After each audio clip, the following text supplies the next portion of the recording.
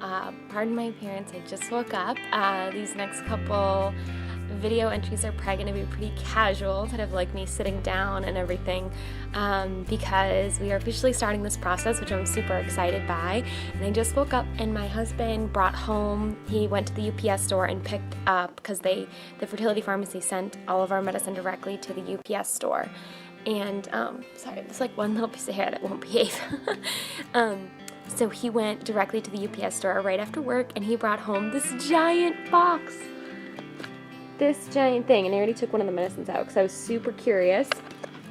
And he already put, we were told like several times to put one of the medicines directly into the fridge as soon as we got it, which is the Gonal F. So he already did that, and so it's already been partially unpacked. But I'm super excited. I'm gonna kind of go through some of the stuff that we got, and yeah, I'm excited. So let's see. So we've got. Alright, so we've got a bunch of boxes of Menopur. 1, 2,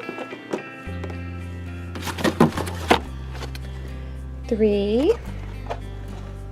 And then we've got progesterone and oil afterwards. And then these, I guess, are the corticosteroids and the antibiotics that I have to be on before egg or embryo transfer. A bunch of alcohol prep pads, which we already had a bunch of, but it's good to have. Let's see. These are the IM needles, which are good to have because you're supposed to draw up the med and put one needle and put the rest and use another needle for your body. These I was so happy to see, because these are sub-Q injection needles, and I was thrilled to see this because that means I can make myself like a cocktail of medicines and just put it all in one syringe to do sub-Q. Everything I'm doing is sub-Q until after egg retrieval, so that's awesome. These are more needles, and then there's even more stuff over here because you just kind of dumped things everywhere. This is more progesterone and oil. This is our trigger shot. Yeah, so trigger shot, I guess, is 1 ml diluent. Wow, 10,000 dose. Wow, that's a lot of HCG in my body. And then look at this. I couldn't believe this. I have never seen this many needles in my entire life. So I guess this is going to be our friend. And then we got a Sharps container and a fertility notebook, handbook thingy, and all the paperwork to go along with it. And then this was our Cool It bag thingy, our cooler. So, it's pretty cool, literally. Okay, and then here in the refrigerator is all of our Gonal F stuff. So I do have to organize our refrigerator and organize all of our stuff. All of that good stuff. I already went and opened up one thing because I wanted to see like more about it. So this is the Menopur, because I heard about these Q-cappy things and I wanted to see them. So it's the Q-cap, and I guess I don't really know why you need them. They're for like needleless dilution.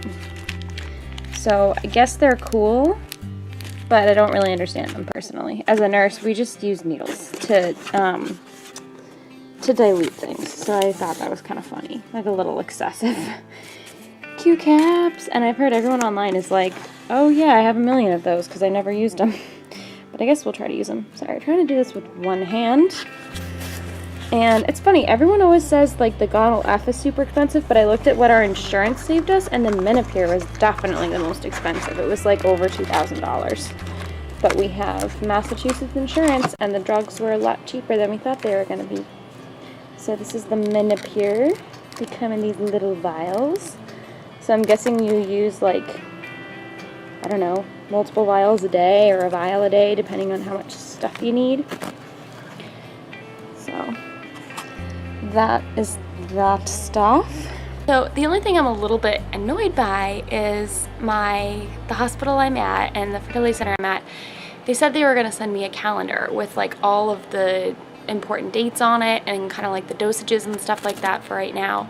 And this happened once before where they got my email wrong because they misspelled my name, and my email is like my name at, gmail.com, like my professional email, and they spelled my last name wrong, and so they didn't spell my email correctly. Like my patient file name and everything spelled correctly, and then when I gave them my email address, they spelled my email address wrong, which I found so weird because like wouldn't they see it on the file that that's spelled differently and be confused, and then whatever.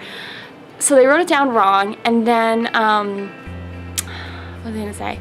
Oh, and then I was confused because like when you send someone an email and it's the wrong email, you get a thing back saying, hey, this email doesn't exist. Don't you think they would have seen that and like called me and been like, hey, your email's wrong, or like double check that they spelled it correctly? So anyways, but I don't think it's like the fertility center, and I don't even think it's my doctor. I think it's like their secretary that has been doing this. So because I'm supposedly getting these emails and I'm not at all, and I check it multiple times, and it's my professional email, and I email clients and stuff back and forth and coworkers, and like they always get my emails and I always get theirs. So I don't know what's wrong with them, but this happened once before where I was supposed to get an email from them way back when we first saw Ari for the first time.